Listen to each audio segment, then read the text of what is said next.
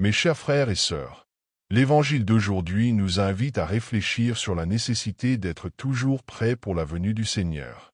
C'est un passage extraordinaire de l'Évangile selon saint Luc, et lui seul nous donne les détails de cette parabole racontée par Jésus. Jésus nous dit que nous devons être vigilants, comme des serviteurs qui attendent le retour de leur maître. Nous ne savons ni l'heure ni le moment où il viendra, peut-être dans la nuit ou à l'aube. Et Luc ajoute un détail surprenant. Heureux les serviteurs que le maître, à son arrivée, trouvera éveillés. En vérité, je vous le dis, il se scindra, les fera mettre à table et, passant, les servira. Quelle scène incroyable!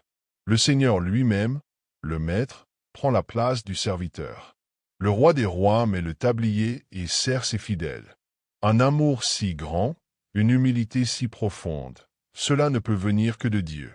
À première vue, ce passage semble contredire un autre du même évangile de Luc, la parabole du serviteur inutile.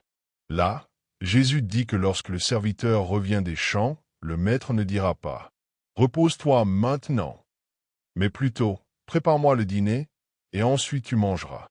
Et à la fin, le serviteur doit dire « Je suis un serviteur inutile, j'ai seulement fait mon devoir ». Cela semble une contradiction, mais ce n'en est pas une. En réalité, les deux paraboles se complètent. La parabole du serviteur inutile parle de notre attitude dans cette vie. Nous devons servir avec humilité, sans attendre de récompense. Nous sommes les serviteurs du Seigneur, non des employés avec droits et horaires, mais des serviteurs d'un Dieu qui possède tout, même notre vie.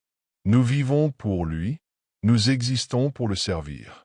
Mais l'Évangile d'aujourd'hui parle de l'attitude de Dieu dans l'éternité. Quand cette vie prendra fin, si nous sommes restés fidèles, vigilants et pleins d'amour, alors ce sera le Seigneur lui-même qui nous servira. Il nous accueillera au banquet éternel, le banquet de l'agneau. Comme le dit l'Apocalypse, heureux les invités au festin des noces de l'agneau.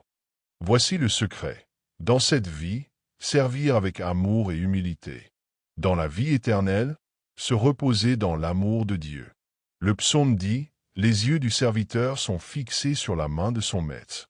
Ainsi doit être notre cœur, attentif, vigilant, prêt à servir.